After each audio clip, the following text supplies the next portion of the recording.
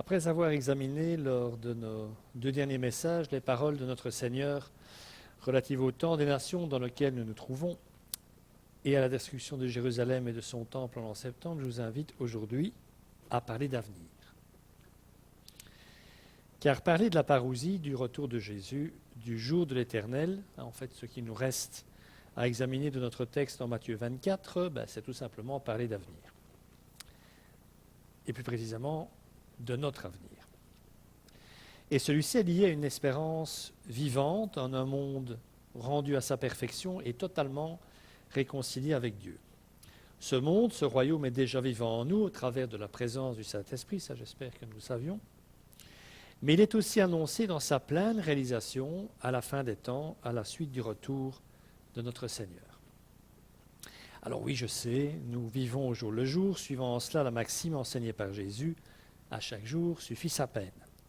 Mais cela ne doit pas nous empêcher d'espérer, de rêver même à ce jour magnifique où enfin le royaume de Dieu sera instauré sur la terre.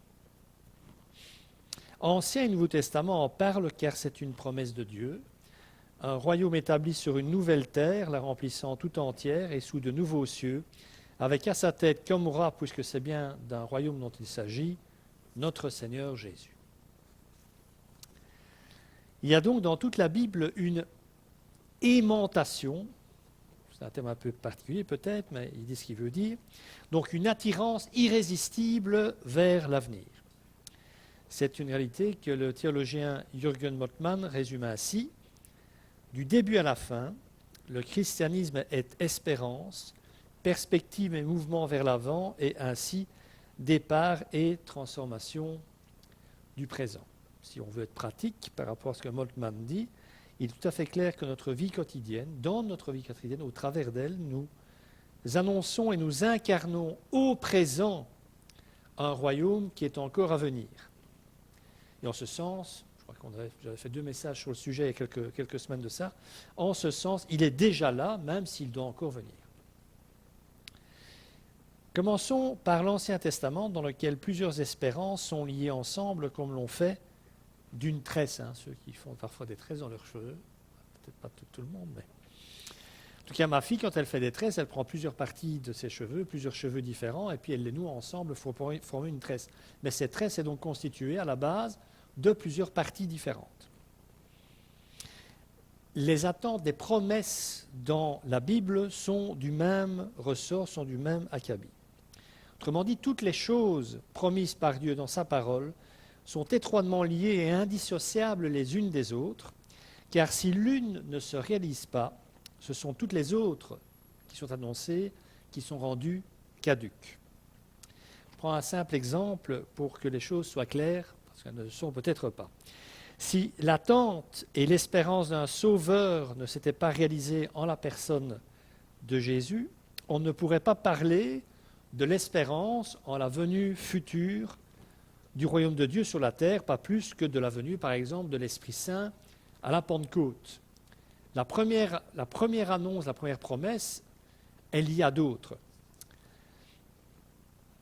S'il n'y a pas de première venue, il n'y a pas de Pentecôte, il n'y a pas d'effusion de l'Esprit et il n'y a pas de seconde venue non plus. Tout est profondément imbriqué l'un à l'autre. Alors pour nous, cette espérance en la venue du Messie n'en est plus une, puisqu'elle est accomplie. Pourquoi fallait-il y croire par la foi, bien entendu. Mais en revanche, pour ceux qui sont décédés sans avoir vu la venue du Messie, celle-ci était bien une espérance vivifiée par la foi, une attente non encore réalisée à leur époque. C'est ce qui permet à l'apôtre Paul de dire en Romains 8, verset 24, « En effet, c'est en espérance que nous avons été sauvés. Or, l'espérance qu'on voit n'est plus de l'espérance. Ce que l'on voit, peut-on l'espérer encore ? Mais si nous espérons ce que nous ne voyons pas, nous l'attendons avec persévérance. Il faudra le retour de Jésus, nous dit Paul, pour que l'espérance finisse sa course, pour qu'on n'ait plus besoin d'espérance, puisque ce que nous attendons sera là. Tant que le royaume de la promesse ne sera pas venu, nous ne vivrons que de l'espérance de le voir venir. Rappelez-vous de la prière de Jean à la fin de l'Apocalypse. Il a vu en vision, lui, le royaume venir, et dès lors, il ne peut plus aspirer qu'à une seule demande, à une seule chose. Viens, Seigneur Jésus, viens. Viens établir véritablement ce que tu viens de me montrer. Nous devrions, encore une fois, chaque chrétien devrait être habité de ce même esprit et de ce même désir de voir le royaume s'implanter enfin sur terre. Une fois qu'on n'espérera plus, c'est que le royaume sera là et il nous suffira donc de vivre, voilà, et d'en vivre. On peut donc relever 7 grands thèmes liés à l'avenir et à l'espérance dans l'Ancien Testament. Et en fait, ces grands thèmes traversent toute la Bible, et en particulier l'Ancien Testament, puisqu'on parle de promesses et de prophéties. Elles constituent toute la révélation biblique. On peut résumer la révélation biblique à ça, en fait, aux 7 thèmes que je vais, en ne temps pas trop long, je vous rassure, vous énumérer. Alors, la première attente, première promesse, c'est bien entendu l'attente d'un libérateur promis. Il y a la promesse d'un libérateur. L'annonce d'un sauveur ou rédempteur devant libérer l'homme des conséquences de la chute, puisque dès la Genèse, on constate en Genèse 3 que l'homme a péché, et on a besoin d'un libérateur pour nous sauver, nous libérer du péché, de la mort et de notre soumission, bien souvent inconsciente, mais soumission quand même, au diable. Ce thème d'un rédempteur annoncé est omniprésent dans les textes et il prend différentes formes. Par exemple, il est dans le livre de la Genèse celui qui écrase la tête, ou qui écrasera, la tête du serpent. Celui qui doit venir s'insère également dans une histoire et une généalogie. Il ne va pas tomber du ciel comme ça. C'est l'annonce en filigrane de l'incarnation de ce qui est éternel au cœur de l'histoire humaine, marquée par la finitude. Ce sauveur sera en effet de la descendance d'une femme, il viendra bien au monde par la reproduction naturelle, de la descendance d'Abraham, de la tribu de Juda, et finalement un descendant de la famille du roi David. Vous avez encore une fois toutes les références bibliques dans les notes. Il est également celui qui accomplit pleinement les 3 offices reconnus en Israël, à savoir celui de prêtre. Il sera donc prêtre, il devra l'être.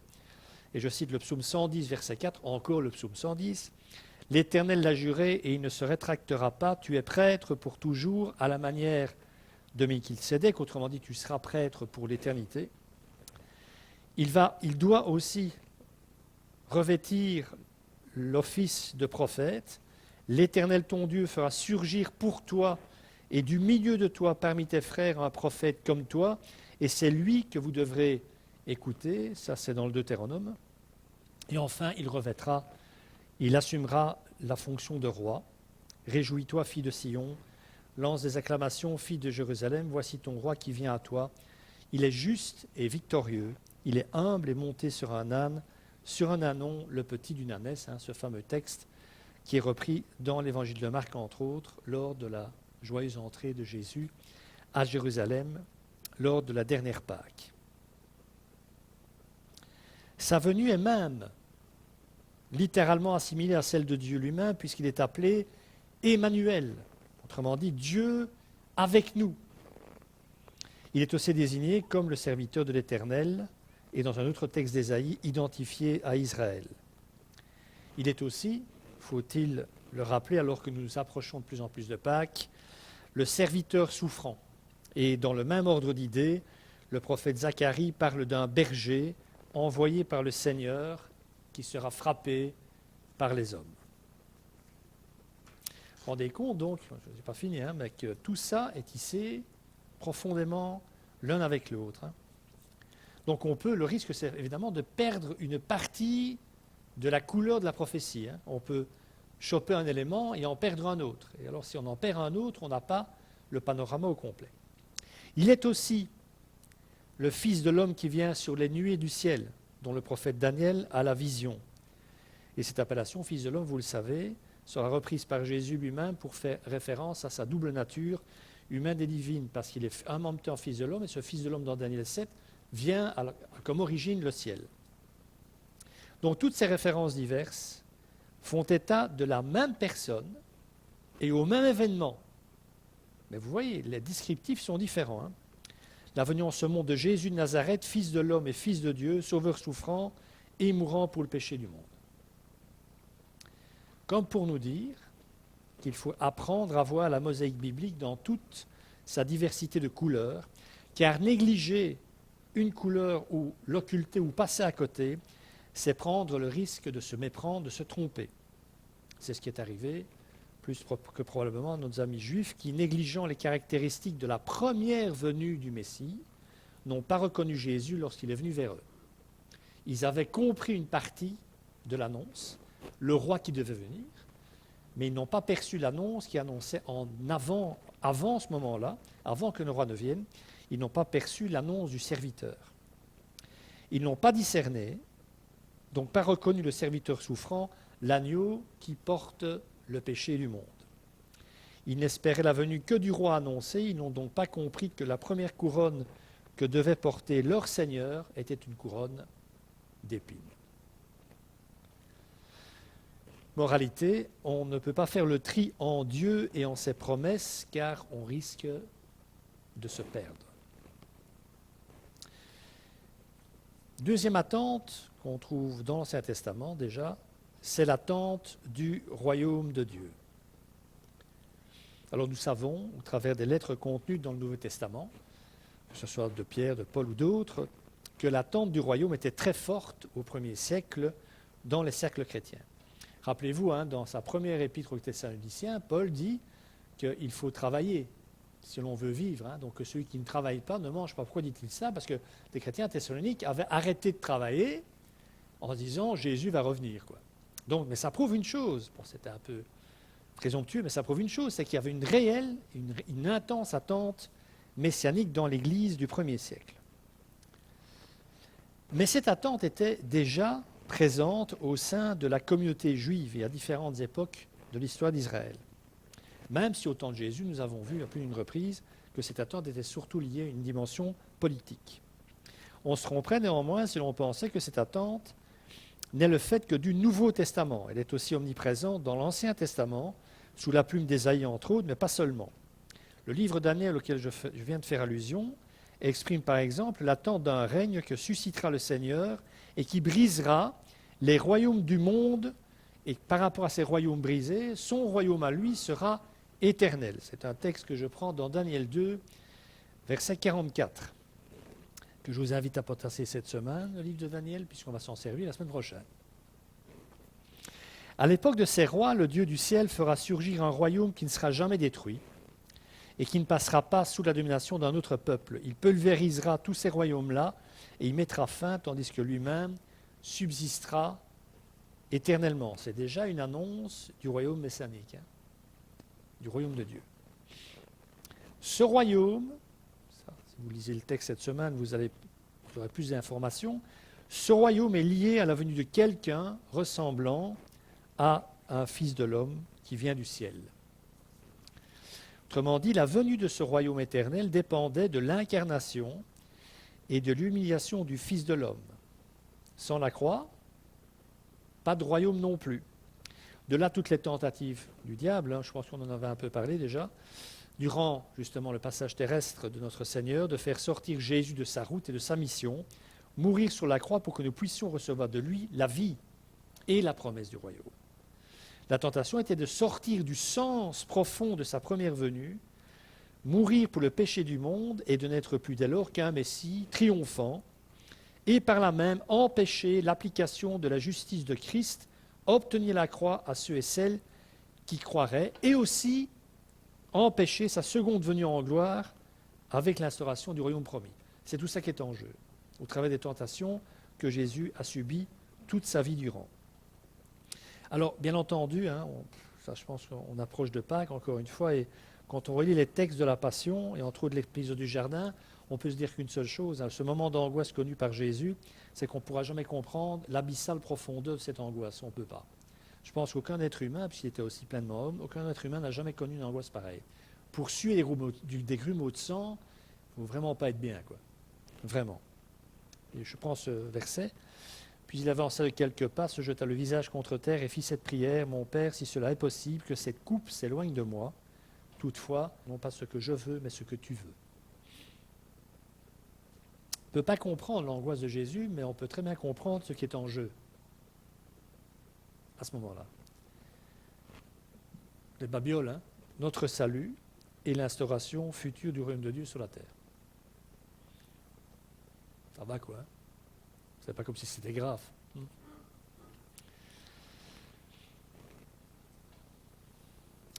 L'Ancien Testament contient aussi une très grande attente, une grande promesse. C'est celle d'une nouvelle alliance. Alors, s'il y en a une nouvelle, c'est qu'il y en a une ancienne. Et vous vous rappellerez sans doute que l'ancienne alliance désigne spécifiquement l'alliance mosaïque conclue au mont Sinaï, qui consistait en un ensemble détaillé de lois, écrites, données pour un temps afin de limiter les péchés du peuple d'Israël et de servir de gardien ou de pédagogue orientant les gens des autres peuples vers le Christ, et Israël en premier. D'ailleurs, ce terme de pédagogue que Paul utilisera en Galates 3, quand il dira que la loi est bonne et qu'elle a servi de pédagogue pour amener à Christ. Alors, je rappelle pour l'anecdote que ce fameux pédagogue, c'était souvent l'esclave de la maison chez les gens un peu fortunés dans la société grecque ou même romane, qui amenait le matin les enfants à la classe pour recevoir leurs leçons. Et parfois même, pour les esclaves issus de grandes extractions, c'était parfois même l'esclave lui-même qui donnait cours et qui recevait parfois des coups de bâton de son maître quand le fils de la maison n'apprenait pas assez bien. C'était déjà les prémices de ce qu'on vit aujourd'hui. Quand le gosse fait une mauvaise cote, c'est forcément la faute du prof, et ça n'a rien à voir avec autre chose que ça. Alors nous savons aussi que dans cette ancienne alliance, le rôle de l'esprit, la puissance de l'esprit était beaucoup moins présente et beaucoup moins à l'œuvre.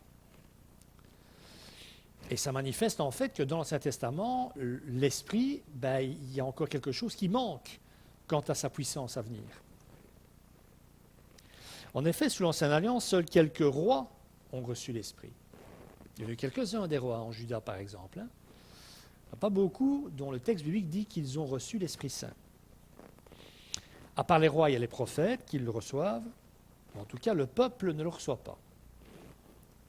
De plus, Dieu pouvait retirer son esprit à un homme qu'il n'en jugeait plus digne. Ce fut le cas de Saül, vous vous rappelez, le premier roi d'Israël. Et ce fut la crainte, la peur de David suite au péché qu'il commit avec Bathsheba. Si on relit le psaume 51 et on prend le verset 13, David dit à un moment, « Ne me retire pas ton Esprit Saint », parce qu'il sait bien ce qui est arrivé à Saül, il y était. Il sait que ce qu'il risque, c'est que Dieu lui retire la présence de son esprit. On peut peut-être là-dessus plus souvent remercier notre Seigneur de ce que nous ne pouvons pas le perdre. On peut l'attrister, on peut s'asseoir dessus, pauvre Esprit Saint, mais Dieu ne nous le reprend pas. Venons-en à la nouvelle alliance. C'est sans doute le prophète Jérémie, je prendrai un texte seulement, c'est sans doute le prophète Jérémie qui exprime le plus clairement l'attente de cette nouvelle alliance. Je prends ce texte en Jérémie 31, versets 31 à 34. « Voici que les jours viennent, déclare l'Éternel, où je conclurai avec la communauté d'Israël et la communauté de Juda une alliance nouvelle. Elle ne sera pas comme l'alliance que j'ai conclue avec leurs ancêtres le jour où je les ai pris par la main pour les faire sortir d'Égypte. Eux, ils ont violé mon alliance alors que moi j'étais leur maître, déclare l'Éternel. Mais voici l'alliance que je ferai avec la communauté d'Israël après ces jours-là, déclare l'Éternel. Je mettrai ma loi à l'intérieur d'eux, je l'écrirai dans leur cœur, je serai leur Dieu, et ils seront mon peuple.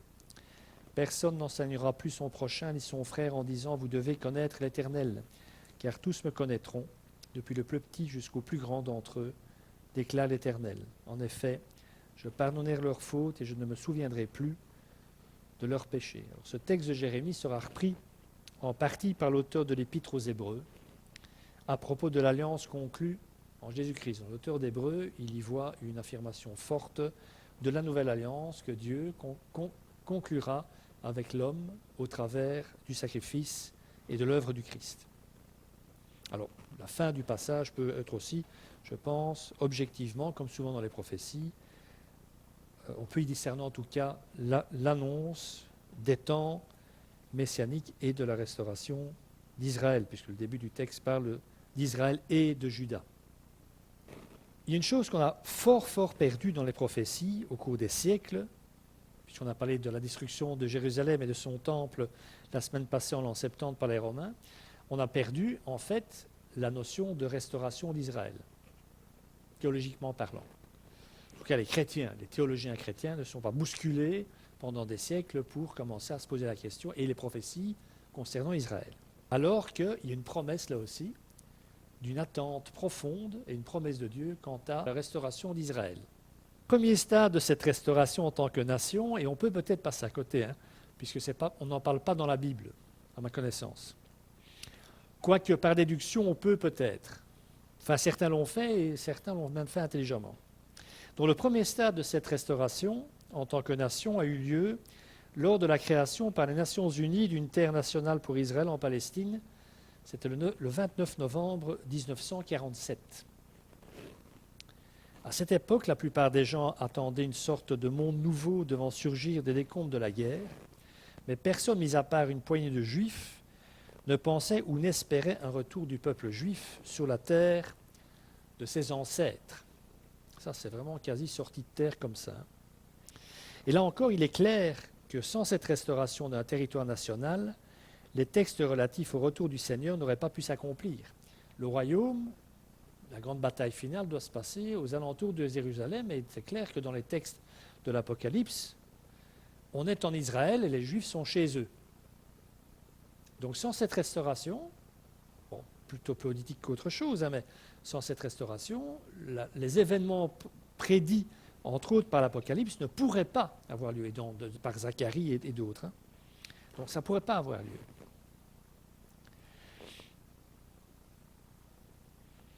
Comment en effet un Israël incrédule pourrait-il faire alliance avec l'Antichrist et dans un second temps voir Jérusalem encerclée par toutes les nations de la terre si un État d'Israël laïque et incrédule n'avait pas été créé au préalable, donc un peuple juif non repentant encore par rapport à ses fautes vis-à-vis de Dieu.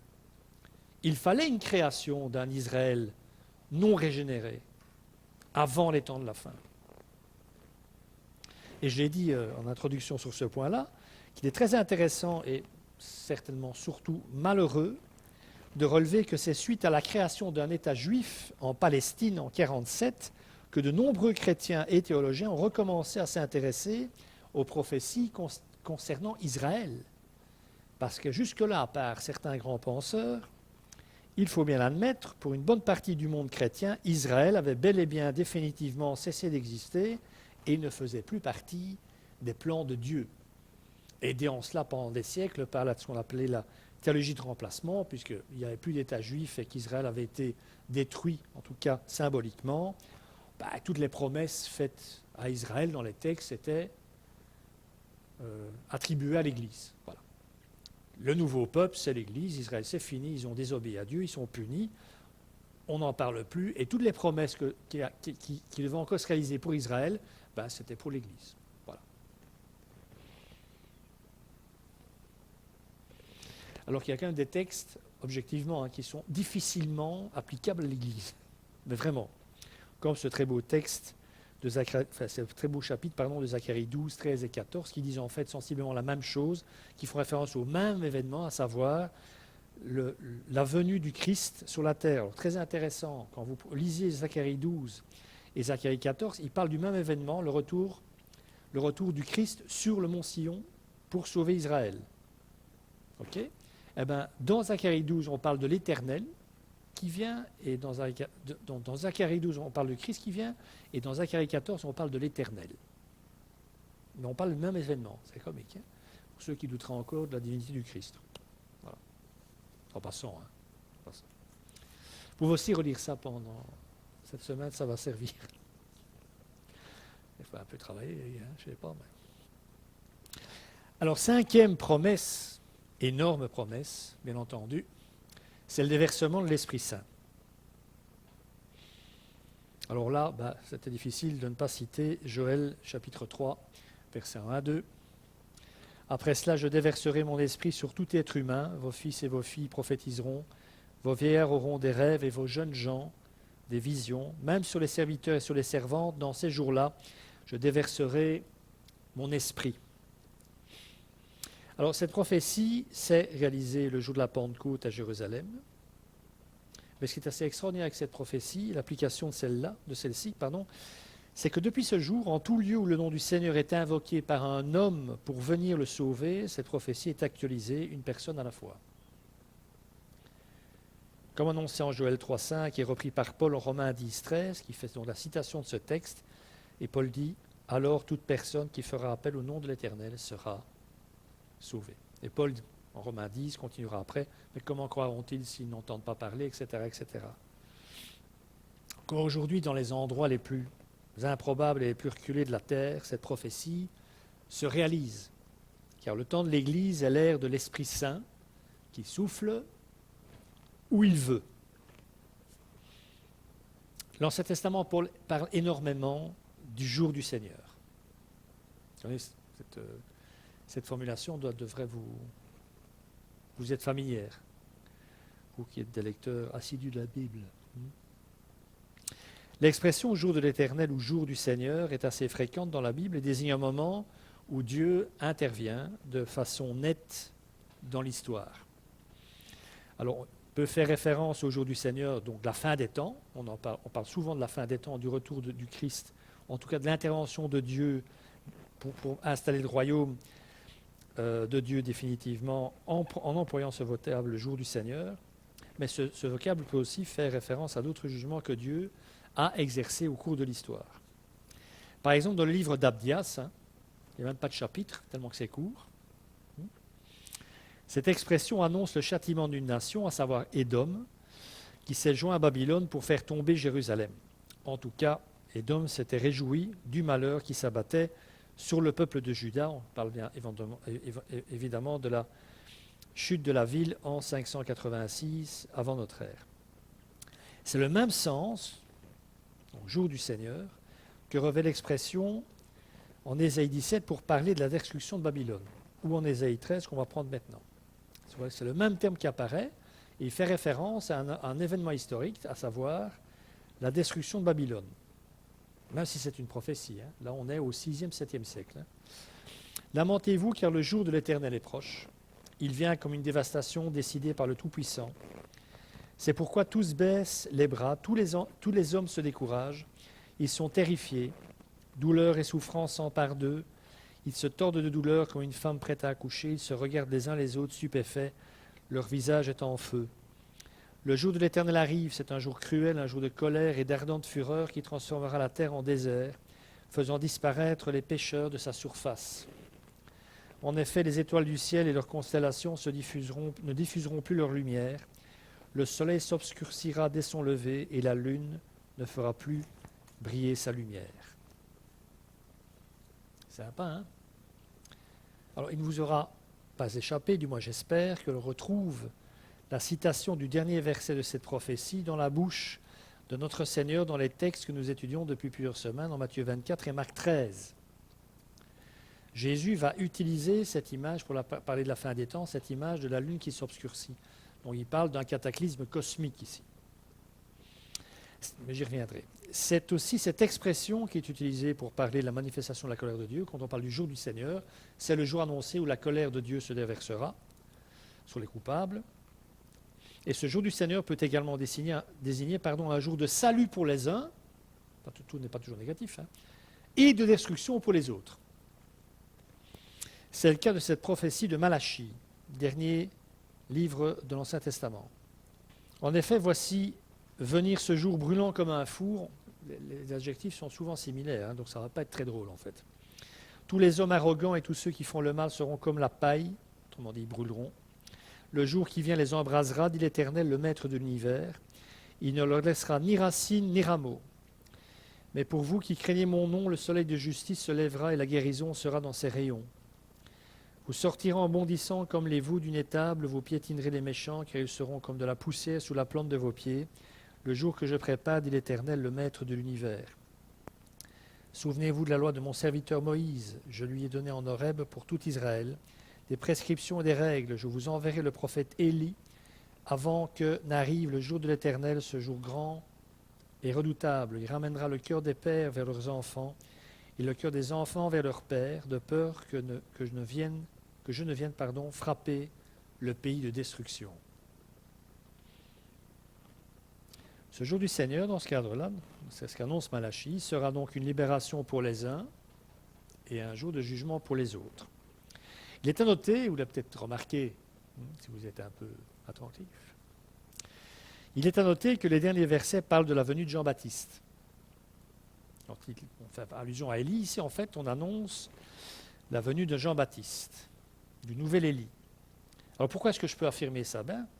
Quand vous prenez l'annonce faite à Zacharie, le papa de Jean-Baptiste, dans le temple, quand l'ange lui annonce que sa femme va être enceinte, il cite mot pour mot cette prophétie de Malachie.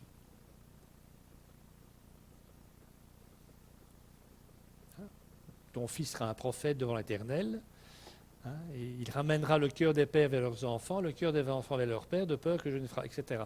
Ce passage-là, c'est textuellement ce que l'ange dit au père de Baptiste, de Jean, pardon, pas de Baptiste, de Jean, le Baptiste.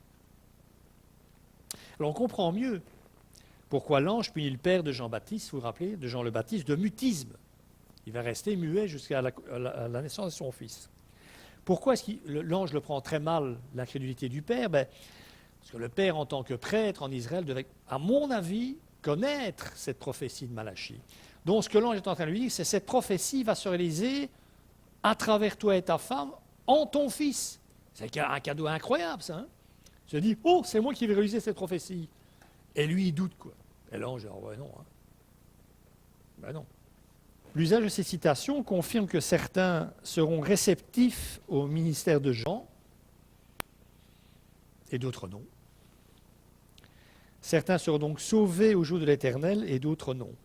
Alors, si l'on considère que la destruction de Jérusalem et de son temple en l'an 70 est la réalisation partielle de cette prophétie de Malachie, on aura compris le principe de la vision prophétique à court, moyen et long terme.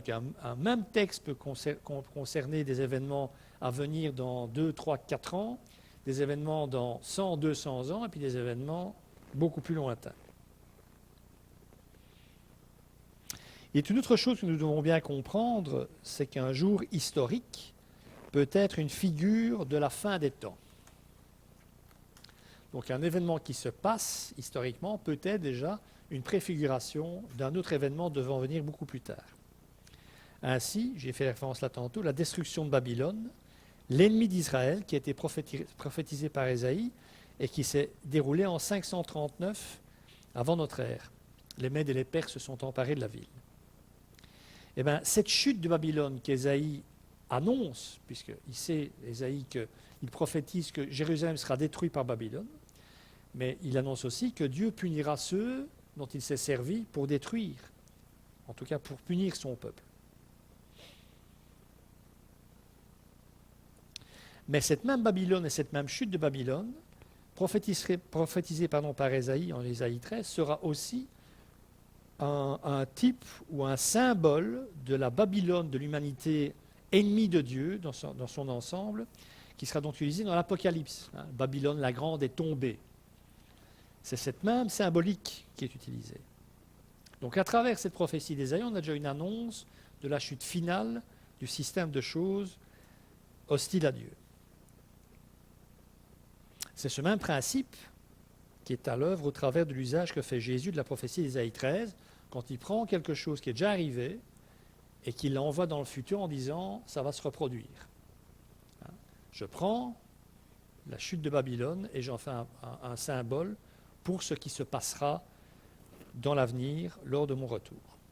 Donc il emprunte au prophète une vision à venir pour le prophète et concernant l'Empire babylonien pour l'appliquer à un événement futur concernant l'ensemble de l'humanité ennemie de Dieu, autrement dit la destruction de la fameuse Babylone la Grande, donc qui est dans l'Apocalypse, est représentative donc de tout ce qui s'oppose à Dieu. Et enfin, une autre promesse non encore réalisée, un nouveau ciel et une nouvelle terre. Je ne sais pas si ça ressemblera à ça. Alors cette expression évoque une création totalement renouvelée après le retour victorieux du Messie et sa victoire sur les ennemis de Dieu. Alors la plus belle évocation de cette nouvelle création, c'est sans nul doute sur la plume d'Ésaïe que nous la retrouvons, d'Ésaïe 11, hein, j'ai pris 3 versets. Le loup habitera avec l'agneau et la panthère se couchera avec le chevreau, le veau, le jeune lion et les bétails qu'on engraisse vivront ensemble, et un jeune garçon les conduira. La vache et l'ours auront un même pâturage, leurs petits un même enclos, et le lion mangera de la paille comme le bœuf. Le nouveau-né s'amusera sur le nid de la vipère, le petit enfant mettra sa main dans la grotte du cobra. On ne commettra ni mal ni destruction sur toute ma montagne sainte, car la terre sera remplie de la connaissance de l'Éternel comme le fond de la mer est recouvert par l'eau.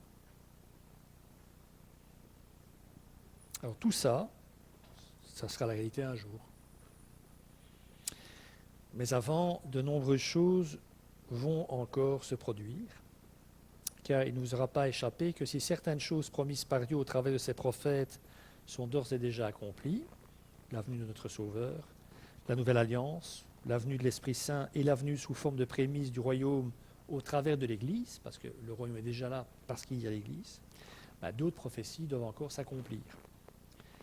Le jour terrible, le jour de la fin du monde, tel que nous le connaissons, la restauration de la nation d'Israël, la venue du royaume dans toute sa plénitude et la nouvelle création sont encore de l'ordre du non accompli. On l'attend encore. Mais nous pouvons malgré tout y jeter déjà maintenant un coup d'œil, lever une partie du voile. Mais ça, c'est pour la semaine prochaine. Que le Seigneur bénisse sa parole. Amen.